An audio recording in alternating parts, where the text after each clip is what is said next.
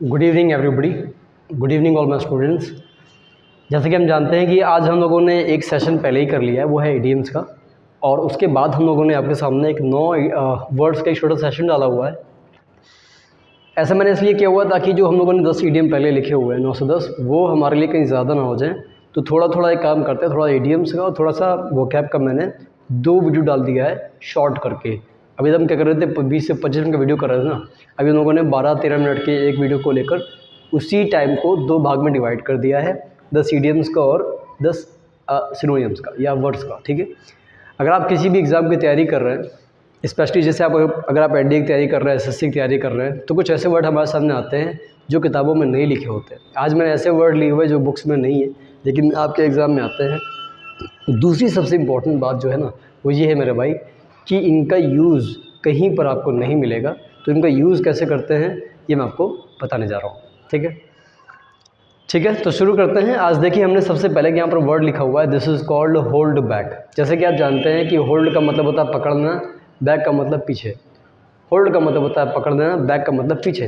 यानी कि आपने किसी चीज़ को पकड़ कर रख लिया है, आप उसको रिलीज़ नहीं होने दे रहे, उस चीज़ को छूटने नहीं दे रहे, निकलने नहीं दे रहे। होल्ड बैक, यही चीज़ का सेंस है। होल्ड बैक का मतलब मेरे भाई लिखेंगे कॉपी में, रोक लेना। चाहे वो किसी इंसान की सैलरी हो, चाहे वो रिज़ल्ट हो, दोनों को रोकने के लिए हम लोग इंग्लिश में क्या करते हैं, होल्ड बैक का यूज़ करते हैं। समझ में आ रहा है? होल्ड बैक का मतलब मेरे भाई किसी चीज़ को रोक लेना, स्पेशली किसी का, अपनी कॉपी में नोट करेंगे, किसी का वेतन या किसी की सैलरी नोट करना, ये इंग्लिश में दोस्तों होल्ड बैक कहलाएगा। ठीक है, यहाँ पर मैंने एक एग्जांपल के तौर पे लिखा हुआ है, आई हैव नो राइट्स, मेरे पास अधिकार नहीं है, to hold back your salary. दिखाई नहीं पड़ रहा होगा तो देख लीजिएगा, to hold back your salary, कि मेरे पास आपकी सैलरी रोकने का कोई अधिकार नहीं है। जैसे आपने सेंटेंस बोला हुआ है कि इस यूनिवर्सिटी के पास में कोई अधिकार नहीं है कि वो मेरे रिज़ल्ट को रोक ले, हम लोग रिज़ल्ट को रोक ले। This university has no rights to hold back our results. ठीक है, होल्ड बैक का मतलब चाहे वेतन रोकने के लिए हो, चाहे सैलरी रोकने के लिए हो, जब इसका यूज़ करते हैं तो ऑप्शन के तौर पे या सिनोनिम के तौर पे मेरे भाई, रोकने के लिए हम इंग्लिश में विद होल्ड का यूज़ भी करते हैं। विद होल्ड का यूज़ भी करते हैं। अच्छा, रोकने से बात कर रहे हैं ना, तो रोकने से कई बार अपने गुस्से को रोकने के लिए भी, कंट्रोल करने के लिए, दबाने के लिए वो होल्ड बैक कर सकते हैं। जैसे आपने सेंटेंस बोला हुआ ना कि मैं उसको मारना चाहता था लेकिन यार गुस्से में, लेकिन मैंने अपने को रोक लिया, तो अपने गुस्से को कंट्रोल कर लिया, तो I had to hold back my anger. तो होल्ड बैक का मतलब रोकना, वेतन रोकना, सैलरी रोकना, रिजल्ट रोकना, या किसी चीज़ को, अपने इमोशंस को रोकना, इंग्लिश में विद होल्ड बैक कहलाएगा। ऑप्शन के तौर पे या सिनोनिम के तौर पे आपको यहाँ पर विद होल्ड मिल सकता है। एनडीए की, एयरफोर्स के बच्चे ध्यान जरूर देंगे मेरे भाई, एसएससी के सभी लोग, कि इसका यूज़ बहुत आता है, स्पेशली अगर क्लोज टेस्ट आ रहा है तो थोड़ी सी दिक्कत हो सकती है। विद होल्ड का मतलब हमने यहाँ पर लिखा हुआ है किसी चीज़ को रोक लेना, लेकिन अगर हम लोग अप होल्ड करते हैं तो किसी चीज़ का समर्थन कर रहे हैं, यानी कि टू सपोर्ट। ठीक है, विद होल्ड को हमने लिखा हुआ है यहाँ पर मेरे भाई, किसी चीज़ को रोक लेना, चाहे सैलरी हो, वेतन हो। अप होल्ड का मतलब हो जाएगा किसी चीज़ को या किसी व्यक्ति को सपोर्ट करना। दोनों के यूज़ में डिफरेंस समझेंगे ना, तो कभी आप परेशान नहीं होगे, क्योंकि जब ऑप्शन चेंज होता है ना तो रटने के बाद दिक्कतें बहुत होती हैं। तो रटने की ज़रूरत नहीं है, समझेंगे तो क्लियर हो जाएगा। ऐसे याद कर लीजिए, विद होल्ड का मतलब रोक लेना, अप होल्ड मतलब समर्थन करना, सपोर्ट करना। अच्छा, एक चीज़ और ध्यान दीजिएगा, अगर कोई सेलिब्रिटी यानी कोई हीरो हीरोइन आपके अगर एडवर्टाइज में आता है और आपको किसी प्रोडक्ट को प्रमोट करता है कि भैया ये खाओ, आप लोग ये रिवाइटल लीजिए, आपको बहुत एनर्जी आएगी, है ना, मैगी खा लीजिए, मैगी में बहुत सारे पौष्टिक तत्व हैं, हालांकि आप जानते हो होता कुछ नहीं उसमें। ठीक है, तो जब उसको प्रोडक्ट को प्रमोट करते हैं, उसको प्रमोट करने की कोशिश करते हैं, this is called endorse. Endorse का मतलब होता है किसी प्रोडक्ट को सपोर्ट करना। स्पेशली मैं ये लाइन बार बार इसलिए बोल रहा हूँ प्रोडक्ट सपोर्ट करने के लिए, इससे आपको याद रहेगा कि एंडोर्स का मतलब किसी चीज़ को प्रमोट करना, यानी किसी चीज़ को समर्थन देना। क्लियर हो रहा है ना? तो जब भी कोई एक्टर किसी प्रोडक्ट को सपोर्ट करेगा तो इंग्लिश में मेरे भाई ये एंडोर्स वर्ड आप याद रखेंगे। ठीक है, यहाँ नंबर 3 पे एक वन वर्ड सब्स्टिट्यूशन लिखा हुआ है, विचुपरेट। विचुपरेट का मतलब होता है किसी व्यक्ति के बारे में नेगेटिव इन्फॉर्मेशन फैलाना। जैसे मान लीजिए कि आपने एक वर्ड पढ़ा होगा, रेल। रेल का मतलब पहले बहुत पूछा जाता था, आलोचना करना या हल्का फुल्का किसी के बारे में कंप्लेन करना। विचुपरेट लगभग कुछ ऐसा ही वर्ड है। ये वन वर्ड सब्स्टिट्यूशन में बीच में बहुत आया है एक समय सीजीएल में, हालांकि अब थोड़ा सा कम आता है। अभी भी आपको सीजीएल जैसे एग्जाम में या एनडीए के एग्जाम में मिलेगा ज़रूर, ये भाई मेरा पक्का है। तो विचुपरेट का मतलब किसी व्यक्ति के बारे में नकारात्मक इन्फॉर्मेशन फैलाना, उस पर कीचड़ उछलना या उस पर कोई ब्लेम करना। टू स्प्रेड नेगेटिव या wrong information about someone, this is called vituperate. किसी व्यक्ति के बारे में नेगेटिव इन्फॉर्मेशन फैलाना। क्लियर हो गया ना? 4 वर्ड बेटा क्लियर हो गए हैं। होल्ड बैक अपने इमोशन को रोकना, वेतन को रोकना, सैलरी को रोकना, विद होल्ड कहेंगे समर्थन करना, अपहोल्ड कहेंगे प्रोडक्ट को सपोर्ट करेंगे तो एंडोर्स कहलाएगा। विचुपरेट का मतलब हो जाएगा नेगेटिव इन्फॉर्मेशन फैलाना। एडजुडिकेट एक वर्ड हमारे सामने लिखा हुआ है, आपको ये वर्ड क्लियर नहीं होगा तो आप एक काम करो, आप यहाँ ध्यान दो, ये देखो जरा, ये देखिए आई बना है, ध्यान दीजिएगा, ठीक है। एडजुडिकेट को आप बोलेंगे तो एड जज, यानी किसी चीज़ को जज करना।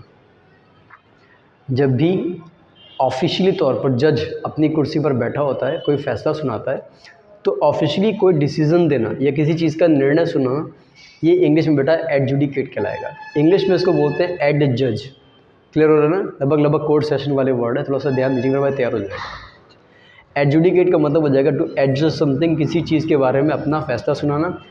और अगर कोर्ट में न्यायाधीश ने यानी कि जज ने कोर्ट को मुलतवी कर दिया यानी पोस्टपोन कर दिया, तो दिस इज़ कॉल्ड एडजर्न। ये तो बहुत सुना होगा आपने, द कोर्ट इज़ एडजर्न बोलते हैं ना, तो पोस्टपोन समथिंग ऑफिशियली, स्पेशली जो कोर्ट के सेशन को पोस्टपोन करते हैं ना थोड़ी देर के लिए, ठीक है, वो क्या कहलाएगा?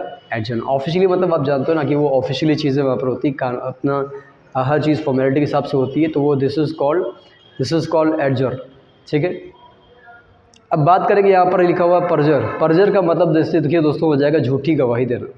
जब भी कोई इंसान झूठी गवाही देता है, इंग्लिश में बोलते हैं टू गिव फॉल्स एविडेंस, किसी इंसान के खिलाफ झूठे सबूत पेश करना, किसी इंसान के खिलाफ झूठी गवाही देना, ठीक है। परजर, झूठी गवाही देना। परजर का यूज़ करेंगे तो सेल्फ का यूज़ ज़रूर किया जाएगा मेरे भाई, इस बात का ध्यान रखिएगा, यानी कि आपका रिफ्लेक्सिव प्रोनाउन ज़रूर यूज़ होगा। अगर आपने आई यूज़ किया है तो माई सेल्फ, यू है तो योर सेल्फ। 3 वर्ड में एक बार पूरा रिवाइज करा देता हूँ। एडजुडिकेट का मतलब हो जाएगा एडजज यानी फैसला सुनाना, एडजर्न कोर्ट को मुलतवी करना यानी कि पोस्टपोन करना, परजर मतलब झूठी गवाही देना यानी टू गिव फॉल्स एविडेंस। इतना क्लियर हो रहा है? ठीक है। एम्बुलेंस चेजर एक मुहावरा है यानी कि ईडियम है। ये एक ऐसे व्यक्ति के लिए यानी कि ऐसे वकील के लगाते हैं जो दुर्घटनाग्रस्त लोगों को मुआवजा यानी कि कॉम्पेंसेशन दिलाता है। Ambulance chaser is a lawyer, एक ऐसा वकील जो दुर्घटनाग्रस्त लोगों को मुआवजा यानी कि कॉम्पेंसेशन दिलाता है, ऐसे वकील को एम्बुलेंस चेजर कहते हैं। क्लियर हो रहा है दोस्तों? ठीक है। अच्छा, अब जब मैंने ये वर्ड की डिस्कस किया हुआ तो एक वर्ड आप समझ लीजिएगा। जब भी हम लोग कोई कानूनी कार्रवाई चलाते हैं ना, इंग्लिश में उसको लिटिगेट कहते हैं। ये एक प्रोसेस है कि हम लोग कोई भी कानूनी प्रक्रिया कर रहे हैं, प्रोसेस कर रहे हैं, केस लड़ रहे हैं, केस फाइल कर रहे हैं किसी के खिलाफ, जो भी इसमें शामिल है, तो किसी के खिलाफ कोई भी ऐसा लीगल प्रोसेस करना, केस करना, केस में आप इन्वॉल्व अगर हो ना, तो दिस इज़ कॉल्ड लिटिगेट, ठीक है। सिंपल सी बात है। एड माने होता है सहायता करना, और ई लगा देंगे तो सहायक व्यक्ति, एक ऐसा इंसान जो स्पेशली पॉलिटिशियन का सपोर्टर होता है, उसको एडवाइस देता है। पॉलिटिशियन के ज़्यादा लगाते हैं। एड का मतलब सहायता करना, एड अगर लगा दी ई तो a person who gives advice to a politician, या उनका जो पर्सनल असिस्टेंट हो सकता है, प्रकार से कह सकते हो। कुल मिला के दोनों डिफरेंस पता होना चाहिए, ये सहायक है, ये सहायता है, ठीक। और अगर सहायक अपराध में शामिल हो गया, यानी कोई ऐसा इंसान जो आपके क्राइम में साथी है, यानी कि एसोसिएट इन क्राइम, तो ये बेटा इंग्लिश में क्या कहलाएगा? एकॉम्प्लिस यानी कि सह अपराधी। तो एकॉम्प्लिस यानी कि सह अपराधी, एड यानी कि सहायक, एम्बुलेंस चेजर वो वकील जो लोगों को मुआवजा दिलाता है। परजर की बात कर रहे हैं, झूठी गवाही देना। एडजर्न का मतलब एडजज यानी कि निर्णय सुनना, सिंपल सी बात है। एडजुडिकेट निर्णय सुनाना। एडजर्न का मतलब क्या हो जाएगा? कोर्ट को मुलतवी करना यानी पोस्टपोन करना। विचुपरेट किसी के बारे में नेगेटिव इन्फॉर्मेशन फैलाना। इंग्लिश में रेल पर्यायवाची बन सकता है, एग्जैक्टली होता नहीं लेकिन ऑप्शन बन जाता है। अपहोल्ड का मतलब समर्थन करना, प्रोडक्ट को सपोर्ट कर रहे हैं मेरे भाई, तो इंग्लिश में एंडोर्स कहलाएगा। अपहोल्ड समर्थन कहना। होल्ड बैक या विद होल्ड अपनी भावनाओं को, अपने इमोशंस को, किसी का वेतन, किसी की सैलरी, इन सब को रोकने के लिए होल्ड बैक को क्लोज टेस्ट में बहुत ज़्यादा पूछा जाता है। ठीक है दोस्तों, तो ये रहे हमारे लिए आज के 1 से लेकर 9 तक के वर्ड। बहुत आराम से पढ़िएगा, क्लियर हो जाएगा। कुछ ज़्यादा कठिन नहीं, वर्ड ज़्यादा नहीं है, थोड़ा सा कॉन्सेंट्रेट करके पढ़ेंगे तो याद हो जाएगा। थोड़ा थोड़ा करके हम लोग चीज़ें पढ़ते रहेंगे। और ठीक है, ये सेशन जल्दी से रिवाइज़ कीजिए। और हाँ, वीडियो पसंद आया हो तो वीडियो को लाइक कर दीजिए और शेयर कर दीजिए दोस्तों। ठीक है, शेयर करिएगा तो ज़्यादा लोग जुड़ेंगे ज़्यादा अच्छा रहेगा, ज़्यादा लोगों को पढ़ने को मिलेगा। ठीक है दोस्तों, बात करते हैं कल के सेशन पे। आज का ईडीएम और आज के ये वोकैब्स, ये पूरा सेशन आपको तैयार होना चाहिए। ठीक है, ठीक है दोस्तों, मिलते हैं कल पे। तब तक के लिए गुड नाइट।